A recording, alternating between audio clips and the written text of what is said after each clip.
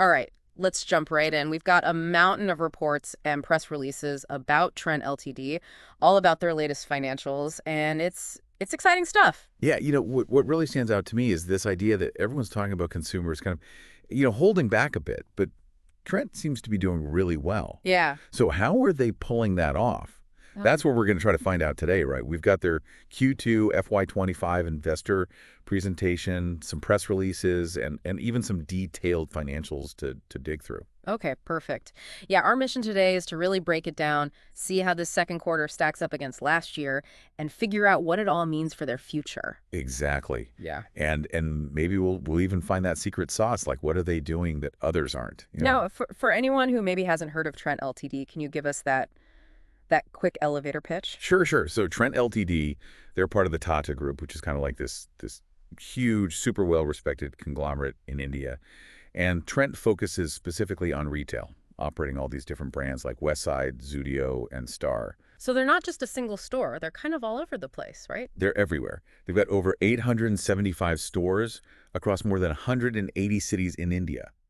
Just to give you a sense of scale, in the first half of this fiscal year, they brought in over 8,027 crore in revenue.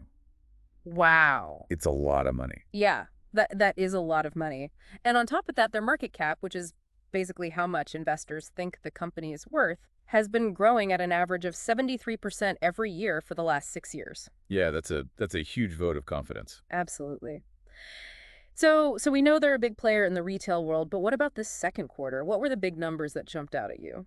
Well, first off, their total revenue hit 4,157 crore, which is a 39% jump compared to Q2 of last year. Pretty impressive, right? But what's even more interesting is their profit before tax, or PBT, which reached 467 crore. That's a 49% increase from last year's second quarter. So it's not just that they're growing, it's that they're becoming more profitable as they Yeah, grow. exactly. Yeah. Now, I noticed in their investor presentation, they kept talking about fashion concepts, which I guess includes Westside and Zudio. What's the story there? What are those all about? So their fashion concept stores, they're popping up everywhere. They've now got 831 of these stores, and they added 43 new ones just in this last quarter. And here's the kicker. Even with all this talk about people holding back on spending, their same-store sales, or what they call LFL growth, was in the double digits.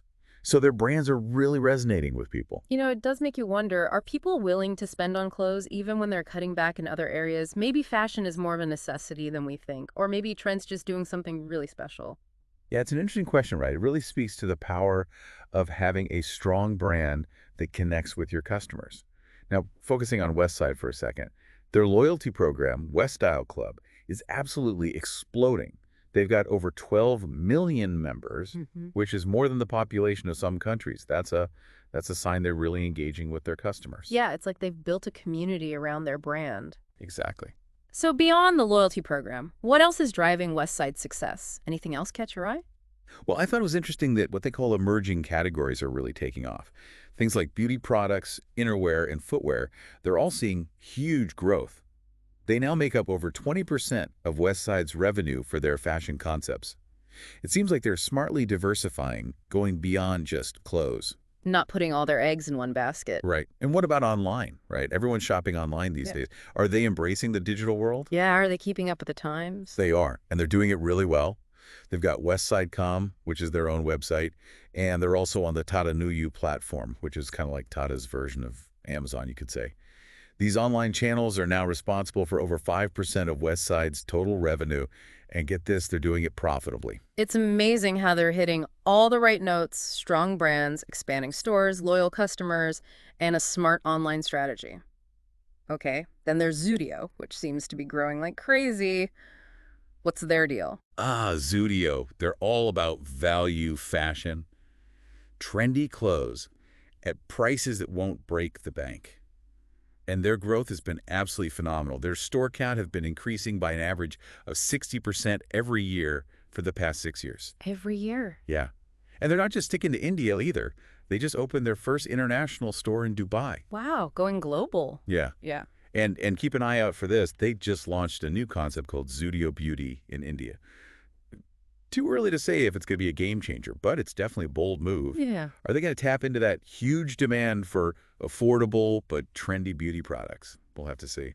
It'll be interesting to follow that one. Now, we've talked about fashion, but Trent also has a pretty big footprint in the grocery market with their Star supermarkets, right? Yes. Star is kind of like a hidden gem within Trent. They've got 74 stores right now, and they're really focusing on this strategic mix of products. Okay, what kind of mix are we talking about? So they've got their own branded products. Think of it like their own in-house labels, plus essential groceries, fresh produce, and general merchandise. So a bit of everything, but with a focus on their own brands. Exactly. And that strategy seems to be working really well. These key product categories now make up over 73% of Star's total revenue. Plus, their same-store sales growth was over 14% just in the second quarter. That's pretty amazing considering the economic environment we've been talking about. Yeah, definitely. What's the leadership at Trent saying about Star's future? Are they optimistic? Yeah, the chairman actually specifically mentioned that he believes the Star business has the potential for substantial growth. So if you're thinking about retail investments, Star might be one to watch. All right, something to keep an eye on. Now, before we move on, I'm curious. These days, everyone's talking about sustainability, ethical sourcing, doing business the right way. Do they talk about that at all in these reports? They do, and it's actually a prominent part of their investor presentation. They've outlined this three-pillar approach to sustainability, which they call resource efficient, responsible by design, and people conscious sounds good, but what does it actually mean, right? Yeah, is it just fancy words or are they actually doing something? They are doing things. So on the resource efficient side, they're using technology, like the Internet of Things, to help save energy in their stores. Oh, interesting. And they're incorporating renewable energy sources like solar power. They're also really focusing on reducing packaging waste. So they're definitely taking steps to minimize their environmental impact. Good for them. What about responsible by design? What does that involve? That's all about the materials they use and their supply chain. They're being really careful about where they source their materials, emphasizing fabrics that have these internationally recognized sustainability certifications. So it's not just about the final product, it's about how it gets made, the whole journey. It's about the process, not just the outcome. Exactly. And then there's people conscious. What does that mean? Sounds a little vague. It's all about how they treat their employees and the communities where they operate.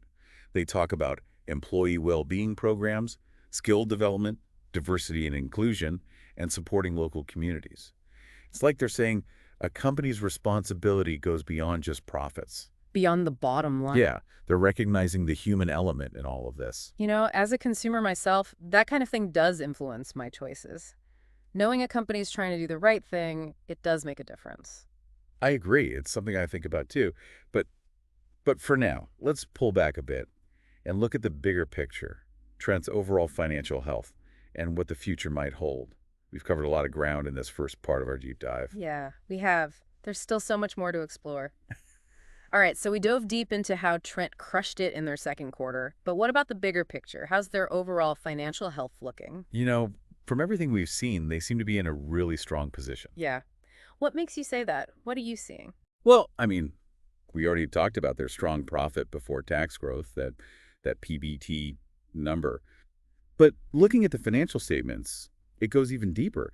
They've got this really solid store expansion plan, which tells me they're pretty confident in their growth strategy, and they're investing in new ways to grow, like that Zudio Beauty concept we mentioned, plus expanding into international markets. So they're not just resting on their laurels, they're looking ahead. Exactly. That's so important in retail, right? Consumer tastes are constantly changing. You got to be able to adapt. Speaking of changing tastes, there's been a lot of talk lately about inflation, economic uncertainty, all of that. How has all of that affected Trent? Have they been impacted by those headwinds? Well, that's the interesting thing, right? While everyone's being cautious, Trent seems to be doing incredibly well. It's like they're in their own little world. It's kind of what makes this deep dive so fascinating. They're defying expectations, and we're trying to figure out why. I think their focus on value for money, especially with brands like Zudio and their own branded products in Star supermarkets, that might be a big part of it. When consumers are watching their wallets, they're going to go for brands that offer quality without the crazy price tag. It's like the best offense is a good defense, right? Yeah. And their defense against this economic stuff is their value proposition. They're giving people what they need at a price they can handle. I like that analogy. And it's not just about low prices either. They're killing it with the fashion side of things, creating these great shopping experiences, expanding their store network, having a seamless online experience. It all makes it super easy for people to shop with them. They're making it convenient no matter how you want to shop. Exactly. Now, every business has its challenges, its risks. What are some potential headwinds that Trent might run into down the road? What should we be watching out for? Well, the retail world is super competitive, especially in a market as big and diverse as India. They're constantly battling with established players, and there are always new companies trying to disrupt things. So, staying ahead of the curve, knowing what consumers want before they even know it, that's going to be crucial for them. Totally. They can't get complacent. Yeah. And their focus on value, while it's a strength now, it could also be a challenge if input costs start to rise significantly. Things like raw materials, logistics, all that stuff. If those costs go up, it could squeeze their profit margins if they're not careful. It's a balancing act, right? Keeping things affordable while also making sure the quality is there and they're still making money. For sure. And then there are always external factors that are totally out of their control. Uh-huh. Global economic conditions, who knows what could happen there? Or unexpected events like pandemics, we've all seen that recently, right? Even changes in government policies. All these things can have a huge impact on a business like Trent. Even if they're doing everything right internally, there's always that outside stuff to worry about. Absolutely. That's why being adaptable, being able to adjust quickly, that's so important for long-term success. Hmm. But, from what we've seen, their track record, the things they're doing, it seems like Trent is pretty well equipped to face these challenges. They seem ready for whatever comes their way.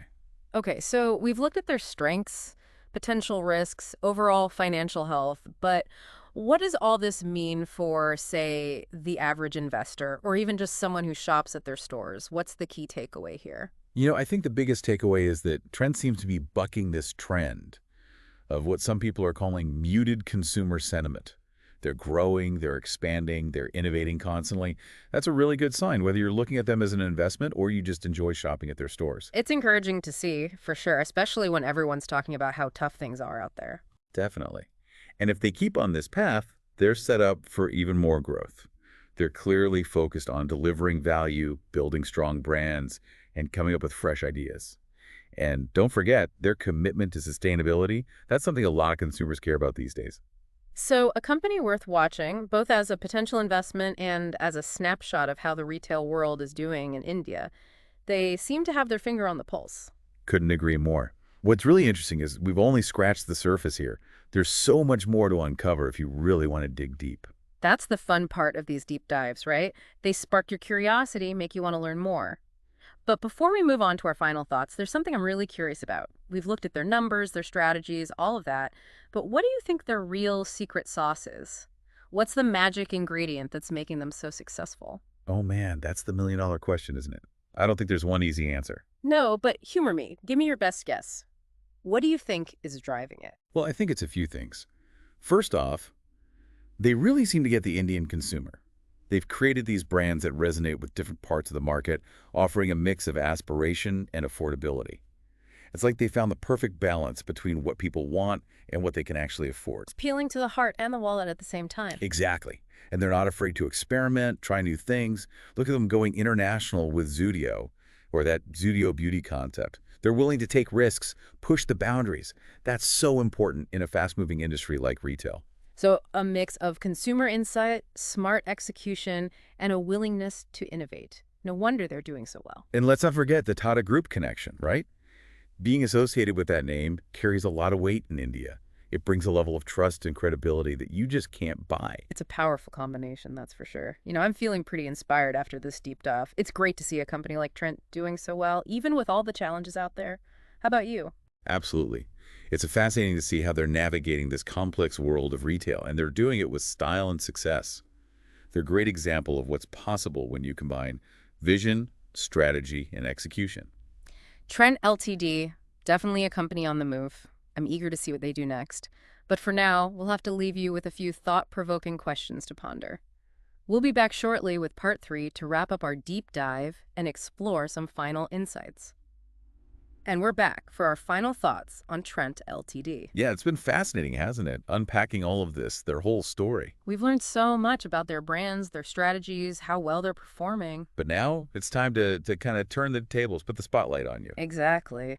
We want to leave you with a question, something to really think about as you maybe continue to explore Trent Ltd on your own. We've talked about how they seem to be defying the odds, right? Yeah. Thriving, even when so many people are saying, oh, consumers are being cautious, holding back. But what do you think is the real key to their success? Is it their mix of brands, the way they focus on the customer experience, or Uh, maybe it's that they're so good at delivering value at different price points? What is it about what they're doing that's really connecting with Indian shoppers, Mm. that's allowing them to kind of buck the trend? What's that secret sauce? We've shared our thoughts, we've looked at the data, but now it's your turn. Keep digging. Yeah, go beyond this deep dive. Explore their websites, read their investor reports, see what else you can find. Maybe you'll discover something we missed or come up with your own unique take on their success. Exactly. This deep dive, it's just the beginning.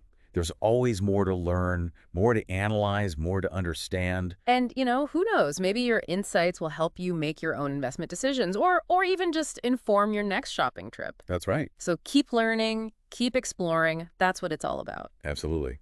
And thanks for joining us on this deep dive into Trent Ltd. It's been a pleasure. Until next time.